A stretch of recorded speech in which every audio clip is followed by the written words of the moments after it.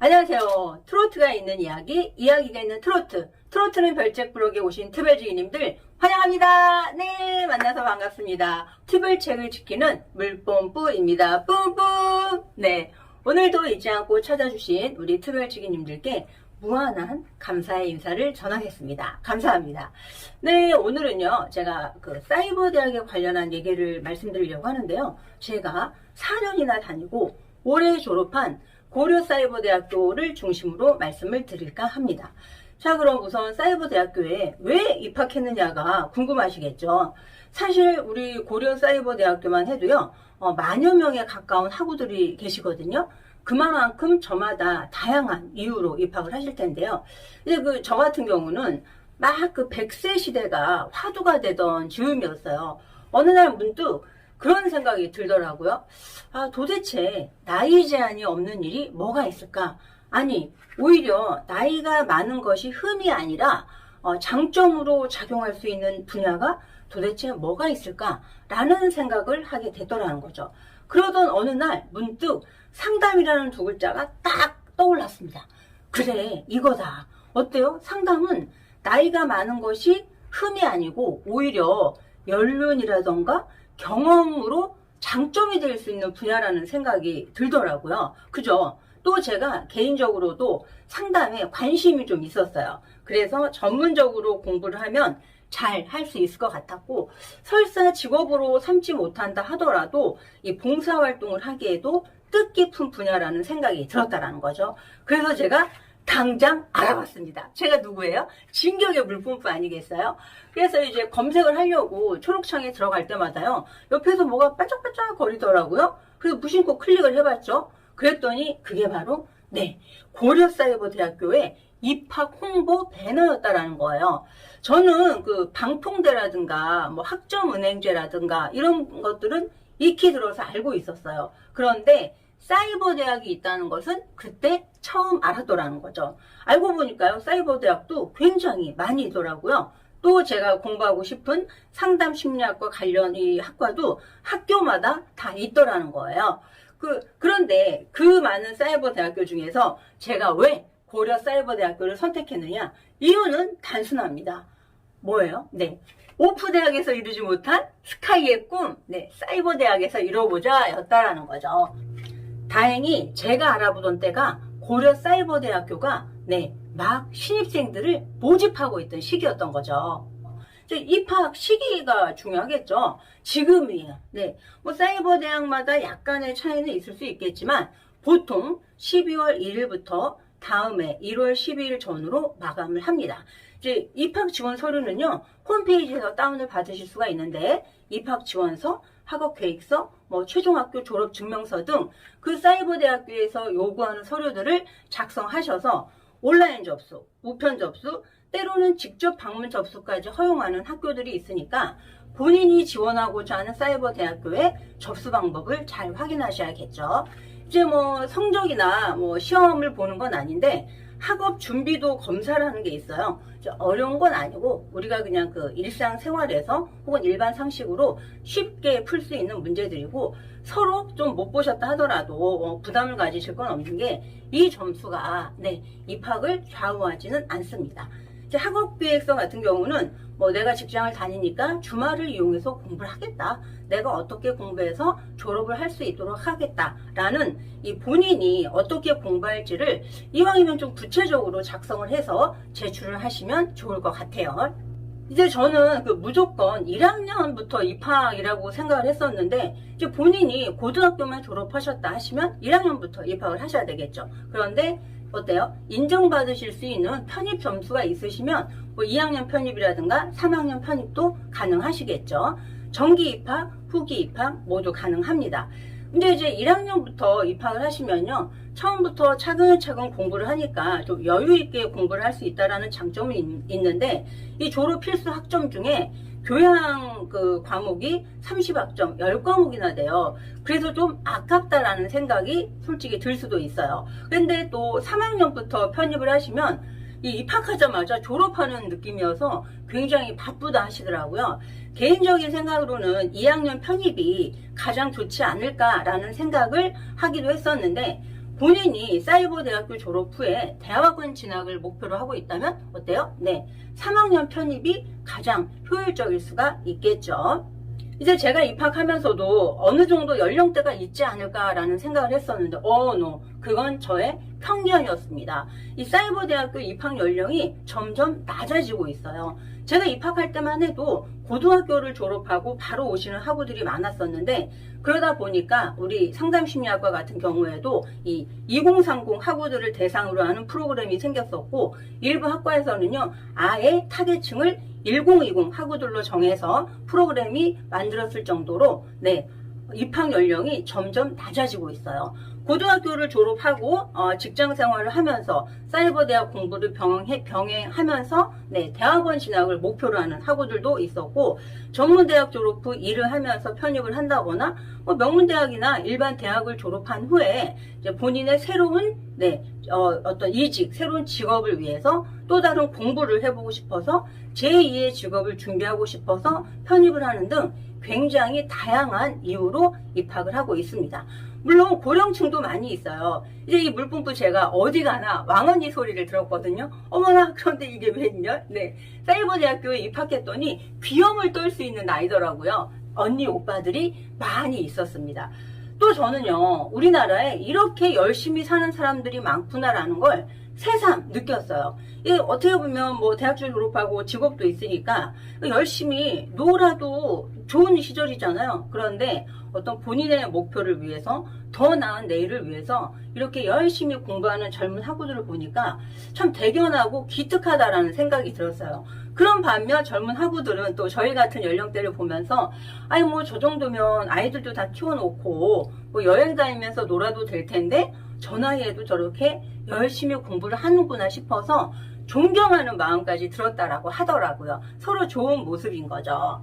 또 이제 사이버대학 같은 경우에도요, 오프라인 행사가 굉장히 많이 있어요. 입학식도 하고요, 뭐 OT, MT, 축제, 체육대회, 종강식, 졸업여행 등등 다양한 행사들이 있는데, 몇몇 대학에서는요, 본교 교정을 사이버대학에서 축제를 할 수 있도록 빌려주기도 해서 그 규모가 오프라인 못지 않습니다. 어때요? 네. 캠퍼스 생활의 낭만을 즐기기에도 충분하겠죠. 아무래도 이제 사이버 대학생들은 대부분 직장 생활하는 경우들이 많아요. 그래서 모든 행사는 네, 토요일에 있습니다. 우리 고려사이버대학교 같은 경우도 졸업식을 고려대학교 인천관에서 합니다. 똑같아요. 졸업 앨범도 찍고요. 졸업여행도 가요. 저는 4학년 때 베트남 다낭으로 졸업여행을 가기도 했거든요. 이제 가운 입고 학사모 입고 고려대학교 인천관에서 졸업식을 하는데, 그렇다고 해서 우리가 고려대학교를 졸업하는 것은 아니죠. 네, 고려사이버대학교와 고려대학교는요 분명히 구별되는 학교이고 같은 학교가 아니고 또 같은 학교도 절대 될 수가 없겠죠. 이제 합격이 결정되고 나면 개강하기 전에 수강 신청을 하셔야 되는데요. 저는 이 부분이 사실 너무 어려웠어요. 일단 환경이 처음이다 보니까 낯설기도 했고, 또 뭐 개강 전이니까 누구 알려주는 사람도 없잖아요. 그래서 어떻게 해야 되나 너무 어려웠었는데, 우리 고려사이버대학교 같은 경우는 그 개인 범용 공인인증서가 필요한데 무료로 발급되는 공인인증서가 아니라 4,400원 비용을 지불해야 하는 범용 공인인증서가 필수였습니다. 또 이제 수강 신청을 하기 위해서는 졸업 점수에 대한 학점에 대한 점수를 이해할 필요가 있는데요. 이제 고려사이버대학교의 경우 1학년 입학을 기준으로 했을 때 132학점을 이수하셔야지만 졸업을 하실 수가 있으시거든요. 2학년 편입의 경우 99학점, 3학년 편입의 경우 66학점, 공통으로는 전공 필수 18학점, 전공 선택 21학점, 1학년 입학의 경우 교양 30학점, 2학년 입학의 경우 교양 15학점이 포함한 졸업 점수가 되어야지만 졸업을 하실 수가 있습니다. 그럼 1학년 입학을 기준으로 봤을 때 132학점이니까 한 과목당 3학점이거든요. 그러면 44과목을 이수하여야지만 졸업을 하실 수 있는 거잖아요. 그러면 1년에 11과목씩을 이수해야 되니까 한 학기에 대여섯 과목을 이수하셔야 되는 거거든요. 그럼 입학한 첫 학기는 5과목 정도를 잡으시고요. 자, 먼저 전공 필수 과목을 선택하셔야 되겠죠. 내가 2학년 편입을 하셨다 해도 3학년 편입을 하셨다 해도 반드시 1학년 전공 필수 과목부터 선택을 하시고요. 이제 전공 선택의 과목 같은 경우에는 그 자격증 과목들이 있어요. 자격증 과목 위주로 수강 신청을 하시면 좋을 것 같습니다. 또 이제 수강 신청을 하실 때 주의를 좀 기울이셔야 될 게 전공 필수 과목 중에 1학기에만 열리는 과목, 2학기에만 열리는 과목 등이 있어요. 그러니까 이번에 수강 신청을 놓쳐버리면 다음 학기에 해야 되니까 제가 그런 학우들 꼭 봤어요. 교양 한 과목, 전공 필수 한 과목 3학점 때문에 한 학기를 다시 다녀야 되는 경우들이 생긴다라는 거죠. 또 시험 시간이 오전 9시인데 오후 9시로 잘못 알아서 이제 시험을 놓치는 학우들도 많이 봤었는데 수강 신청하실 때 시험 일정도 반드시 살피셔야 됩니다. 예를 들어서 뭐 내가 볼 수 없는 날짜로 수강 신청을 한다거나 또 과목이 시험 시간이 겹친다거나 하면 안 되겠죠. 시험은 보통 평일은 오후 8시부터 배정이 되고요. 공휴일, 토요일, 일요일에 배정이 돼요. 그런데 내가 이런 걸 다 살피고 수강 신청을 했음에도 불구하고 피치 못할 사정으로 뭐 출장 같은 거나 병원에 입원했다거나 이런 피치 못할 사정으로 그 해당된 시간에 시험 응시를 할 수 없다면 해당 과목 교수님한테 시험 응시 변경 신청원이라는 것을 제출하시면 되겠습니다. 졸업 논문은 없고요. 이제 졸업 점수가 채워지면 자동으로 졸업이 됩니다. 다만 이제 과 특성상 뭐 자격증 시험에 통과를 해야 된다거나 공모전에 입상을 해야 된다거나 이런 옵션은 없는데 졸업 논문 없이 졸업 점수가 채워지면 자동으로 졸업이 된다는 거 알고 계시면 도움이 되실 거고요.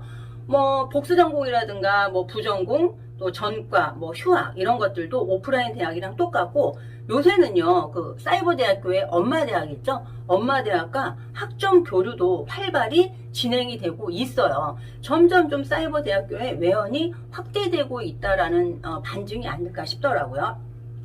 이제 수강 신청을 하셨으면 수업을 들으셔야겠죠. 자, 수업이 어떻게 진행되는지도 좀 궁금하실 텐데 이제 가끔 오프라인에서 하는 특강은 있어요. 그래도 모든 수업은 인터넷 강의로 진행이 됩니다. 이제 2주간의 출석 인정 기간을 두고 2주 안에 수업을 들으시면 되고 2주가 지나서 들으시면 지각, 2주가 지났음에도 듣지 않으면 결석으로 처리가 되겠죠. 이제 실시간 인터넷 방식은 아니고 촬영된 강의를 스트리밍하는 방식인데 학습자가 원하는 편한 시간에 들을 수 있다라는 장점이 있겠습니다. 자, 예를 들어서 제가 5과목을 신청했어요. 그러면 일주일에 강의를 5개를 들어야 되는 거거든요. 한 강의당 보통 60 내지 70여 분 정도로 배정이 되어 있고 그 배속 기능이 제공이 됩니다. 또 핸드폰에서도 수강이 가능하셔서 뭐 운전을 하시면서도 들을 수 있고 전철 안에서도 들을 수 있는 편리한 장점이 있다라는 거죠. 이제 다들 일상생활에 맞추셔서 수업을 들으시는데 하루에 한 개씩 꼬박꼬박 들으시는 학우들이 있었고 또 주말에 몰아듣는 학우들도 있으시겠죠. 또 미리 출석 체크만 해놓고요. 편법이지만 또 시험 전에 몰아듣는 학우들도 있었습니다. 이제 저 같은 경우는요. 이제 모든 수업은 목요일까지 다 들어놔요. 금, 토일은 쉬는 방법을 택했고 저는 무조건 2배속으로 들었어요. 배속 없이는 못 듣겠더라고요. 그리고 시험 전에 모든 과목을 2배속으로 2-3번 더 듣는 방법으로 공부를 했습니다. 사실 이 학교에서 시간을 정해주고 그 시간에 수업을 들어라 했으면 과연 제가 졸업을 할 수 있었을까 어렵지 않았을까라는 생각을 하는데 제가 원하는 시간에 맞춰서 들을 수 있다라는 것이 제가 4년을 무사히 다니고 졸업을 할 수 있는 원동력이 되었다라는 생각을 한다라는 거죠. 이제 사이버 대학에서 가장 궁금하신 부분이 시험 부분이 아닐까 싶은데요. 네, 맞습니다. 사이버 대학은요 시험도 인터넷으로 봅니다. 오픈북이 가능하다는 얘기가 되겠죠. 검색하셔도 되고 책을 보셔도 되고 어떤 방법으로든지 답을 찾아내시면 됩니다. 그런데 어때요? 사이버대학교 교수님들 괜히 교수님이 아니시죠. 또 사이버대학교 교수님들도요 스펙이 굉장히 화려하세요. 굉장히 다양한 방법으로 난이도를 조절하시고 공부를 하지 않으면 오픈북 아니라 오픈북 할아버지라도 문제를 풀 수 없게끔 시험 문제를 출제를 하십니다. 이제 제일 먼저 많은 교수님들이 즐겨 사용하시는 방법인데 문제 개수와 보기 개수로 승부를 하시는 교수님들이십니다. 예를 들어서요 25문제이면서 보기가 5개예요. 또 그 보기가 맞는지 틀리는지 확인하려면 1강에서부터 7강까지를 왔다 갔다 해야 돼요. 과연 60분 안에 25문제를 공부도 안 하고 뭐 책만 보면서 교재만 보면서 풀 수 있을까요? 절대로 풀 수 없습니다. 공부를 안 하면요 오픈북도 소용이 없어요. 뭐가 어디에 있는지 알아야지 찾을 수가 있겠죠. 그래서 공부를 해야지만 오픈북도 도움이 된다라는 것을 여러분들이 알게 되실 거고요. 두 번째는 모두 고르시오 지옥이 있습니다. 보기가 5개인데 답이 2개인지 3개인지가 너무 헷갈려요. 때로는 보기 5개가 다 답일 때도 있고요. 모두 고르시오인데 답이 1개예요. 또 조사 하나로 이게 답일까 아닐까 헷갈리는 부분들이 너무 많아서 뭐 오픈북으로 60분 안에 시험을 본다? 절대 불가능합니다. 60분 안에 절대로 풀 수가 없어요. 제가 공부했던 그 심리학개론 같은 경우는요. 문제 하나가 한 면을 다 차지해요. 제가 풀면서도 이 평상시 읽기 훈련이 되어 있지 않으면 60분 안에 이 모든 지문을 읽기도 힘들겠다라는 생각을 했다라는 겁니다. 반대로 이제 세 번째 교수님들 타입은 문제를 너무너무 쉽게 내요. 문제 수도 적으면서 그냥 뭐 교재 좀 보면서 풀면은 많이 틀려야 한두 개 정도 틀릴 수준으로 내시는데 이것 또한 전쟁 아닌 전쟁입니다. 문제 하나만 틀려도요, 알파벳, 성적, 학점, 알파벳이 바뀌어요. 제가 이제 전공 필수 과목 중에 유일하게 빗불이 하나 있는데 이런 경우였어요. 저는 차라리 어려운 과목이 편하더라고요. 뿌뿌. 또 네 번째로는 그런 교수님들이 있으시죠. 강의를 듣지 않으면 내가 숙제로 제출한 책을 읽지 않으면 문제를 풀 수 없도록 문제를 내시는 교수님들이 계시는데 이제 강의를 안 듣고 오픈북만 믿고 시험을 보시는 학우님들 때문에 그렇기 때문에 이 모든 강의를 들을 때 메모는 필수입니다. 그래서 저도 정말 열심히 공부를 했고요. 1학년 때는 사실 적응하느라고 조금 어리버리했었고 2학년 때는 성적 장학생을 목표로 해서 1년에 12과목 올 에이플 또 4.5 만점으로 성적 장학생을 하기도 했습니다. 대단하죠? 사실 이렇게 여러 방법으로 난이도를 조절하시지만 그럼에도 불구하고 어때요? 오픈북은 굉장히 장점이죠. 사실 열심히 공부한 다음에 헷갈리는 한두 문제를 오픈북을 통해 도움을 받을 수는 있지만 공부도 전혀 하지 않은 채 오픈북에만 의존을 한다면 결코 시험 시간 안에 문제를 풀 수도 없거니와 좋은 성적을 기대할 수는 더더욱은 없겠죠. 또 어때요? 사이버 대학에 온 취지와는 전혀 맞지 않다라는 겁니다. 공부하셔야겠죠? 학비나 장학금도 궁금하실 텐데요. 이제 뭐 학교마다 좀 차이는 있을 수 있는데 고려 사이버대학교를 기준으로 봤을 때 제가 1학년 입학할 때는 1학점당 63,000원 정도였던 것 같아요. 1학년 입학 기준 132학점이니까 한 800만 원이 좀 넘게 나오는 거죠. 지금은 좀 해마다 뭐 1,000원 정도씩 인상해서 2-3,000원 더 오른 것으로 알고 있는데 그렇다고 해서 특별히 부담을 느끼실 학비는 아니십니다. 이제 뭐 성적장학금이라든가 봉사장학금, 뭐 학교의 별도의 장학금 제도도 있고요. 또 국가장학금 제도가 잘 되어 있어서 모두 다 학비 부담 없이 다니실 수가 있고 저 같은 경우에도 첫 학기만 몰라서 환불을 못 받았었고 그 다음부터는 국가장학금, 성적장학금, 봉사장학금 등으로 학비를 들이지 않고 학교를 다닐 수가 있었고요. 교재를 다 사야 되는지도 좀 궁금하실 텐데 교재를 사실 다 사실 필요 없어요. 사이버대학생들의 경우 학교만 다니는 학우들이 드물거든요. 교재를 다 사신다고 해도 볼 시간이 사실은 요원합니다. 과목마다 강의록이 기본적으로 제공이 되고요. 제공이 되지 않는 강의에 한해서 어떠한 교재를 사라 지정을 해주시기 때문에 그 교재만 사시면 되겠습니다. 저는 그 사이버대학을 다닐 때 토론이 제일 궁금했어요. 아니 도대체 토론을 어떻게 한다는 걸까? 만나서 한다는 걸까? 뭐 인터넷으로 한다는 걸까? 궁금했는데 토론 게시판이 따로 열리더라고요. 토론 게시판이 열리면 그 토론 주제에 맞춰서 내 생각을 게시판에 쓰시면 됩니다. 이제 그 레포트 제출 기간도 따로 있어요. 뭐 중간고사라든가 기말고사를 레포트로 대체하는 과목도 있는데 요새는 그 표절을 걸러내는 시스템이 굉장히 잘 돼 있어요. 그래서 토론이라든가 레포트 같은 경우 괜시리 표절했다가는 0점 맞기 십상이니까 주의를 기울이시고, 사실 어려운 주제가 나오는 게 아니에요. 토론 주제에 맞춰서 내 경험을 기초로 해서 토론이나 레포트를 쓰신다면 좋은 점수를 받으실 수가 있는데, 어때요? 내 경험을 기초로 해서 쓴다는 건 진솔하다는 얘기잖아요. 그러니까 결국은 그 글이 굉장히 다가올 수가 있기 때문에 뭐 표절이나 이런 거 하실 필요 없다는 말씀을 드립니다. 보통 이제 시험 배점은 출결, 토론, 레포트, 중간고사, 기말고사 등을 합산해서 100분율을 산출하는데요. 시험만 잘 본다고 해서 학점이 좋은 건 아니에요. 하지만 시험은 학점에 있어서 굉장히 중요한 요소는 됩니다. 또 그런 분들이 있으세요. 내가 컴퓨터를 못하는데 사이버대학 다니기 어렵지 않을까요? 그런데 사이버대학에서 요구하는 컴퓨터 스킬이 뭐 그렇게 고난이도가 아니에요. 이 학교별 시스템이 잘 되어 있고 맨날 하는 것만 하기 때문에 쉽게 적응하실 수가 있고, 또 요새는 SNS가 발달되어 있어서 이제 학과마다 학년마다 단체 톡방이라든지 밴드 등이 다 개설되어 있고 운영진들이 굉장히 많이 있어요. 그 운영진들이 입학에서부터 졸업까지 학우들을 케어해 드립니다.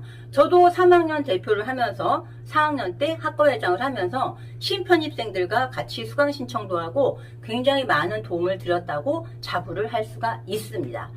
또 이제 사이버대학을 다니게 되면 얻게 되는 자격증이 있습니다. 저 같은 경우에도 상담심리지도사 1급, 케어기빙 수료증, 한국판, 영문판, 또 다문화 사회 전문가 2급 수료증이 있는데, 이러한 자격증들은 본인이 관심 있는 분야를 참고하셔서 뭐 전공 선택 과목만 잘 택해 들으셔도 다 받으실 수가 있고요.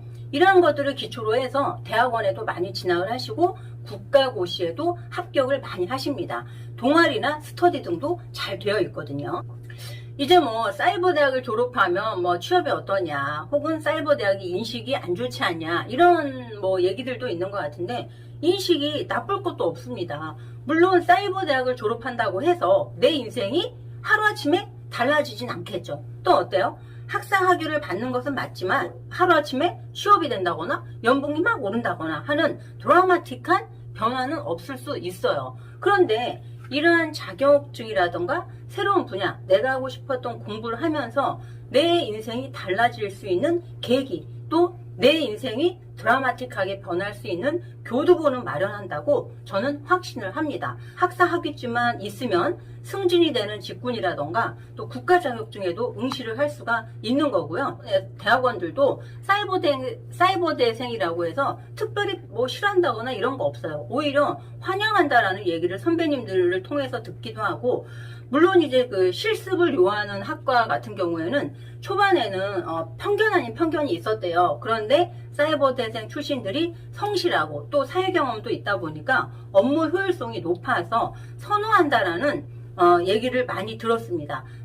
그러니까 특별 우대는 아니어도요, 최소한 어때요? 차별은 사라지고 있다라는 얘기가 되겠습니다. 상담심리학과라든가 사회복지학과 이런 학과들은 내가 직접 센터를 운영하려고 다니시는 학우님들도 많이 봤어요. 사실 제가 가지고 있는 다문화사회 전문가 2급 수료증 같은 경우도 법무부 장관이 주는 수료증이거든요.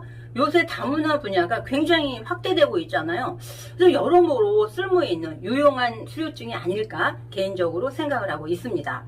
재미있는 에피소드를 하나로 마무리를 하려고 하는데요. 제가 이제 3학년 대표가 돼서 제일 처음 치룬 행사가 졸업식이었어요. 우리 고려사이버대학교 졸업식을 고려대학교에서 한다고 그랬잖아요. 그래서 아이들에게 청운의 꿈도 심어줄 겸 다 같이 갔습니다. 역시나 이제 뭐 조그만 초등학교나 중학교 운동장만 보다가 광활하고 멋있는 고려대학교에서 언니 오빠들이 호랑이 이따만하게 그려진 학점이나 과점 입고 다니는 모습들을 보니까 멋있었나 봐요. 애들이 막 감탄하더라고요. 와, 언니 오빠들 너무너무 멋있다. 막 감탄을 해서 야, 내가 아이들을 데리고 온 보람이 있네, 이런 생각을 했어요. 그런데 이제 진지하게 바라보던 우리 큰애가 이런 얘기를 하는 거예요.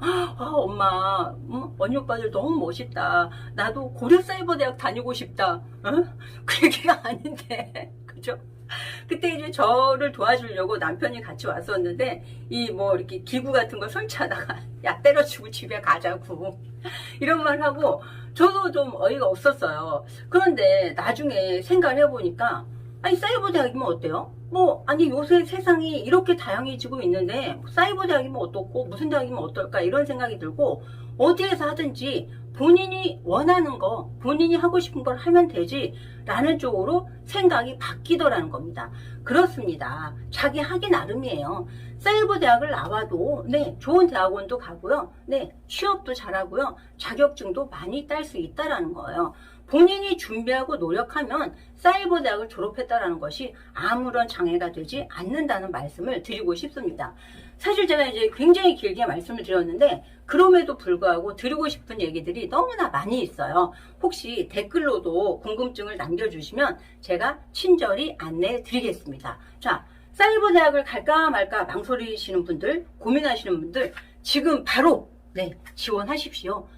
어때요? 사이버 대학 나도 졸업할 수 있습니다. 이 물품부가 도와드리겠습니다. 마지막으로 제가 하나 더 드리고 싶은 말씀은, 그 지원서 쓰실 때 이제 한 군데가 아니라 여러 군데를 지원하시는 그 분들이 계시는데, 말머리 주의하세요. 고려사이버대학교에 지원서를 내시면서 제가 만약 한양사이버대학교에 입학한다면 이렇게 시작하셔서는 아니 되겠죠.